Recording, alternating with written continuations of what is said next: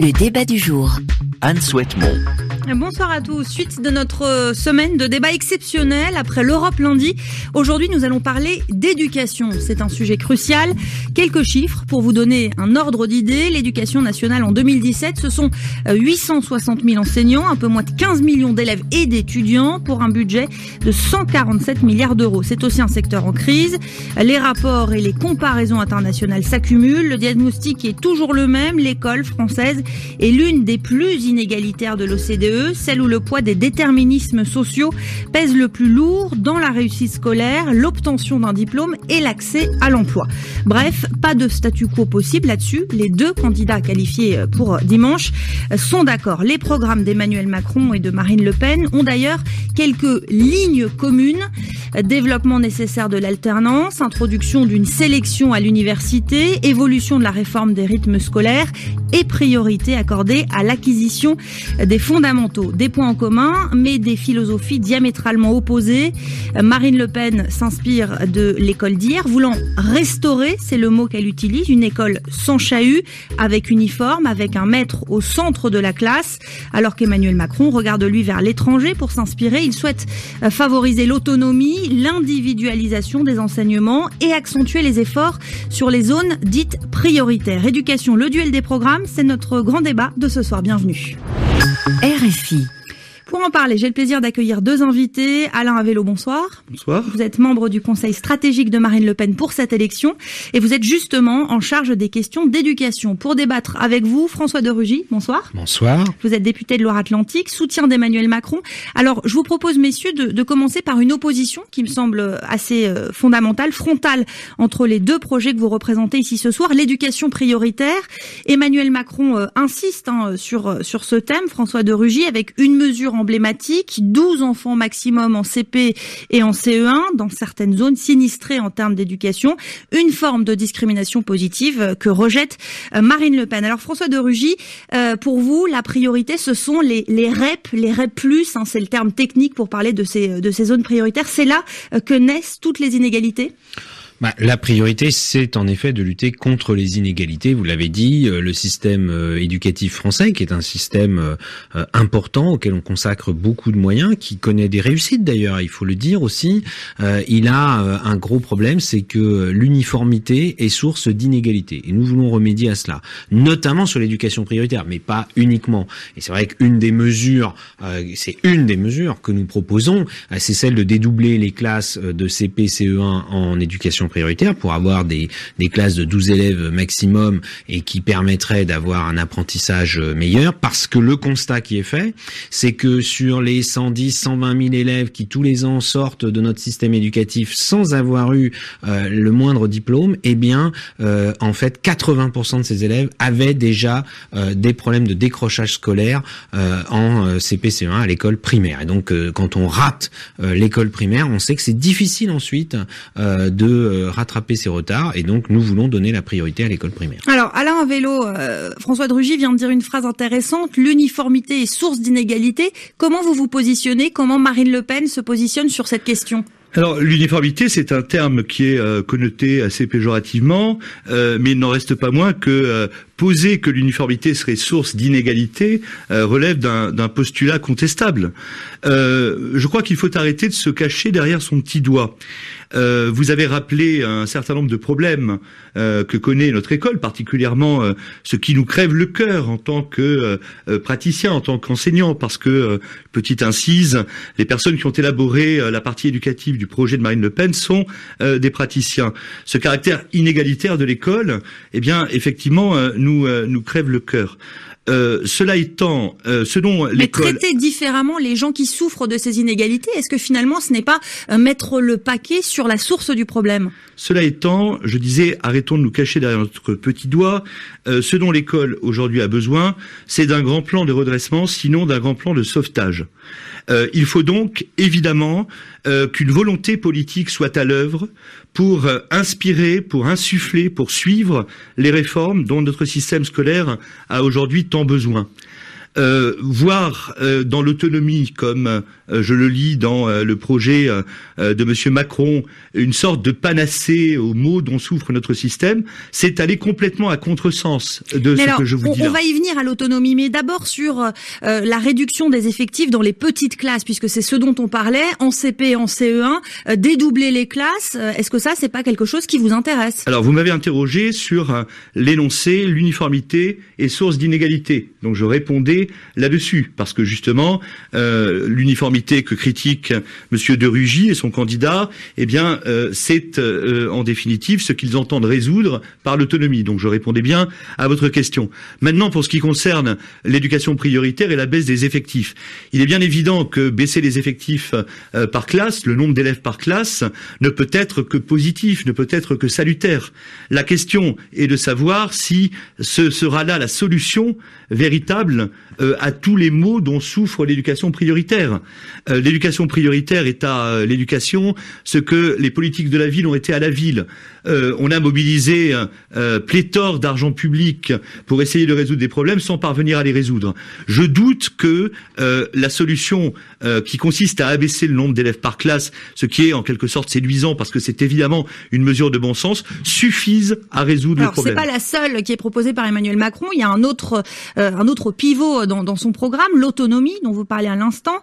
Retour pour les collèges qui le souhaitent sur la réforme mise en place l'an dernier avec réintroduction par exemple des classes bilingues. Retour sur la réforme des rythmes scolaires aussi, avec un audit tous les 3 ans par une commission. Il faut casser un peu les codes justement, François de Rugy, pour rénover l'école française. Il y a 2 choses. D'abord, je voudrais juste rebondir sur ce qu'a dit Monsieur Avello pour Marine Le Pen, c'est qu'il oublie de dire que dans le programme du Front National, si j'ai bien lu, tous les dispositifs d'éducation prioritaire sont supprimés. Nous proposons de renforcer par rapport aux effectifs en CP-CE1, mais il faut dire, et vous venez d'ailleurs on voit bien ce que vous avez derrière la tête en faisant l'analogie avec la politique de la ville, nous croyons qu'il est utile d'avoir des moyens spécifiques, mais aussi des méthodes spécifiques, et je réponds sur l'autonomie, selon les situations. Et nous pensons que la meilleure façon d'évaluer les problèmes des élèves et les solutions pour y remédier, les solutions notamment pédagogiques, les solutions d'organisation, la façon de faire cours, eh bien ça, c'est à l'échelle de l'établissement, à l'échelle de l'école, du collège, du lycée et même aussi de l'université pour l'enseignement supérieur. Nous ne croyons pas à la grande réforme. Je ne sais pas si derrière le mot de plan de sauvetage, il y a la grande réforme de l'éducation nationale décrétée d'en haut, pensée par un ministre ou une ministre de l'éducation nationale qui, même en faisant beaucoup de consultations, décréterait une réforme et puis ensuite elle s'appliquerait de haut en bas sans d'adaptation aux situations locales. Nous n'y croyons pas. Nous croyons au contraire à la réforme par en bas, au changement par en bas, par les écoles, par les enseignants. Nous faisons confiance aux enseignants et nous leur faisons confiance pour définir les bonnes méthodes de travail à l'échelle de l'établissement. La contrepartie, vous en avez parlé rapidement, mais je veux le dire explicitement, c'est l'évaluation, la transparence sur les résultats, évidemment, des élèves pour les parents, mais aussi des écoles pour les parents qui y inscrivent leurs élèves. Alors, avant de redonner la parole, évidemment, à Monsieur Avello, juste un petit commentaire sur cette autonomie. L'actuel ministre de l'Éducation, Najat Vallaud-Belkacem, s'est interrogé un peu tout en disant, mais si finalement tout part du bas, où est l'éducation nationale? Alors, qu'est-ce que vous lui répondez? Oui, j'ai entendu cette critique de Madame Vallaud-Belkacem. Je crois qu'elle s'exprimait davantage en soutien de Benoît Hamon qu'en ministre de l'Éducation nationale. Parce que la réforme du collège, par exemple, introduit une forme d'autonomie, et c'est très bien, et ça nous le garderons sur le fait que, là aussi, à l'échelle du collège, les enseignants travaillent ensemble avec leur direction, avec les parents aussi, en dialogue avec les parents en tout cas, pour définir des adaptations. Et donc l'éducation nationale, elle reste nationale dans la mesure où les programmes et les objectifs de savoir, ils sont nationaux. Le recrutement des enseignants et leur formation relèvent aussi du ministère de l'Éducation nationale. Alors Alain Vello, vous nous avez dit tout à l'heure, plan de redressement, plan de sauvetage, il se base sur quelle réforme finalement? Sur justement le renforcement des enseignements spécifiques spécifiques, l'augmentation des heures consacrées à la lecture, c'est l'un des 144 engagements de Marine Le Pen. Non, mais pardon, même si nous n'allons certes pas faire toute l'émission sur la question de l'autonomie, je tiens tout de même à réagir sur cette question-là davantage, parce que lorsque l'on nous dit, on nous présente effectivement l'autonomie comme le remède à tous les maux que l'on veut, et je vois bien là effectivement une empreinte en quelque sorte, si vous me permettez le mot, démagogique. Il s'agit d'associer les enseignants, la direction, etc., les établissements à ce qui est décidé précisément en autonomie. Il faudrait quand même faire un inventaire. L'autonomie, elle existe dans les établissements scolaires. Elle existe et elle est le vecteur. Elle s'est révélée déjà depuis un certain temps le vecteur de rupture d'égalité, déjà pour commencer, parce que l'autonomie peut agir à la marge sur les contenus d'enseignement. Donc lorsque Monsieur de Rugy nous dit que l'éducation demeurera nationale parce que les programmes, le caractère national des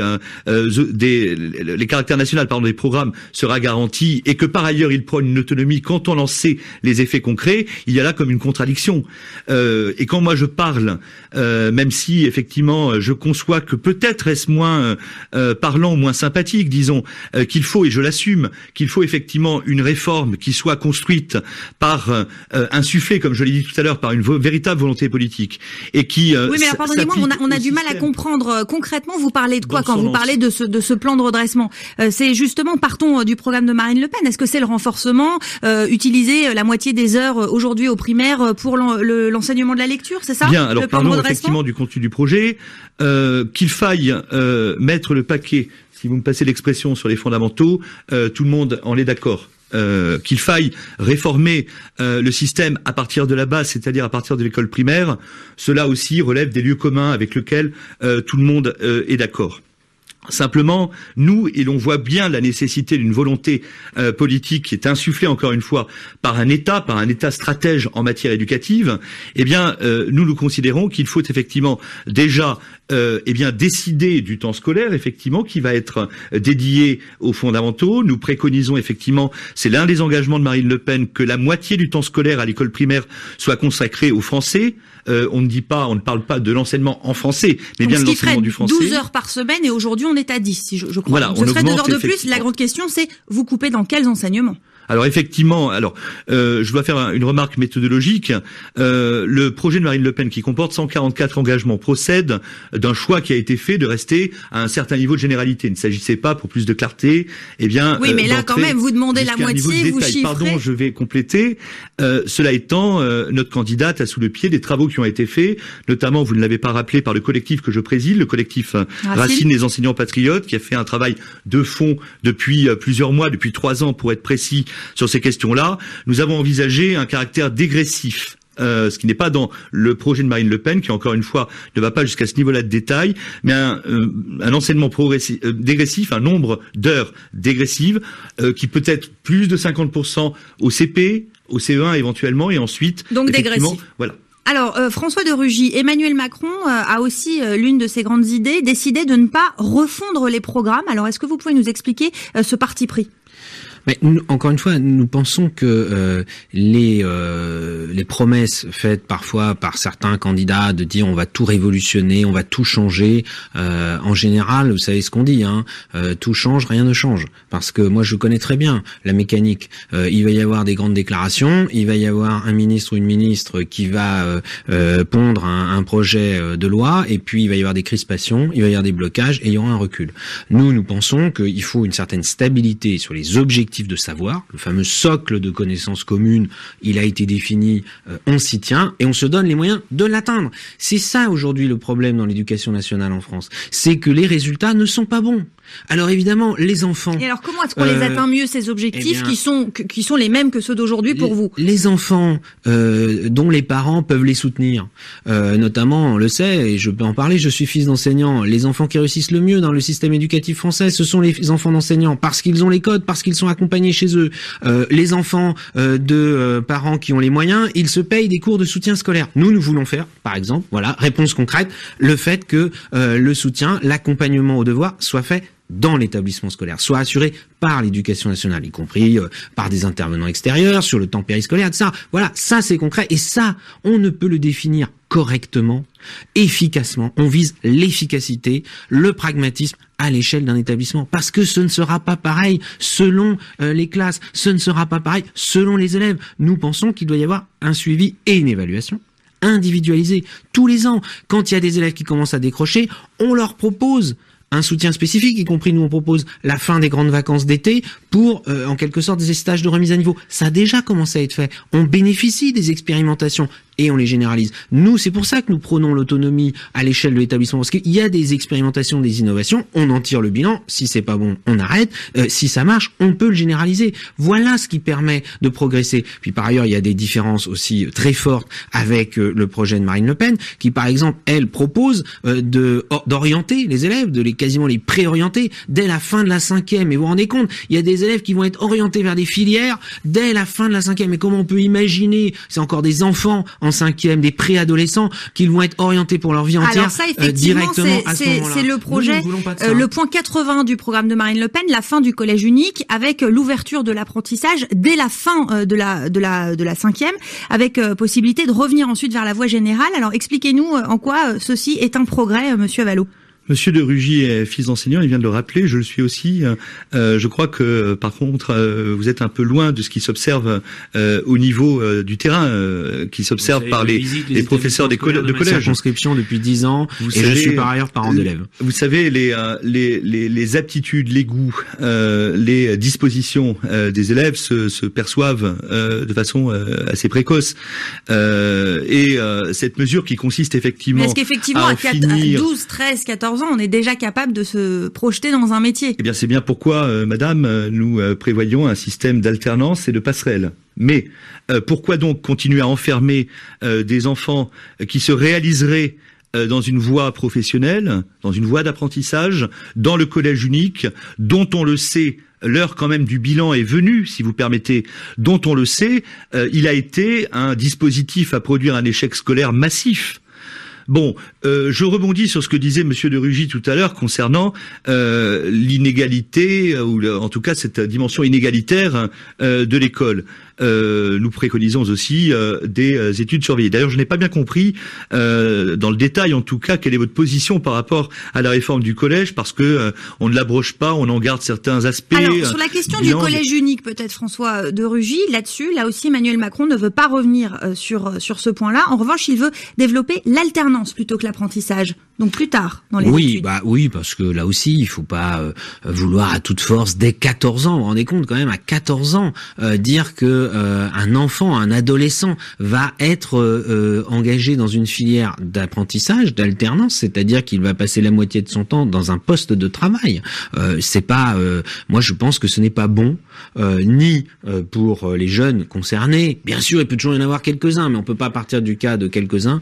Et surtout pour les entreprises qui vont les accueillir, parce qu'il va falloir quand même les trouver, les entreprises qui accueillent. Alors que à partir de 16 ans, c'est beaucoup plus réaliste. Nous proposons en effet de développer l'alternance, y compris à l'université, c'est-à-dire d'avoir dans l'enseignement supérieur des formations professionnalisantes en alternance. Et ça, oui, c'est quelque chose qui doit être fait de façon beaucoup plus développée, et aussi de garantir aux gens qui vont faire des formations plus courtes au départ, qu'ils auront de la formation professionnelle continue après avoir travaillé 5 ans, 10 ans. Et donc ça aussi, ça fait partie du paquet global sur la formation, d'avoir une meilleure formation continue. Alors, il nous reste 1 minute, mais je voudrais vous donner à chacun la parole 30 secondes pour parler de la discipline. C'est au centre des propositions aussi de Marine Le Pen, Alain Vélo.